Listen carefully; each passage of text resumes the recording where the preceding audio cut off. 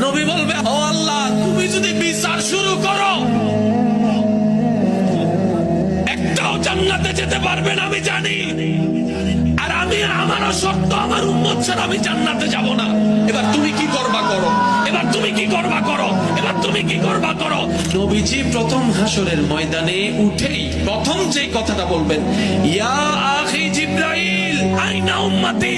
ও জিবরাইল, আমার উম্মত কোথায়, আমার উম্মত কোথায়, আমার উম্মত কোথায়।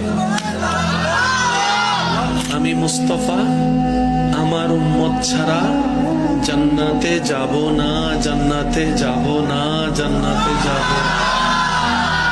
আমার উম্মত লাগবে। প্রশ্নকারী হয়তো প্রশ্ন করবেন, আপনার উম্মত কার কথা বলছেন?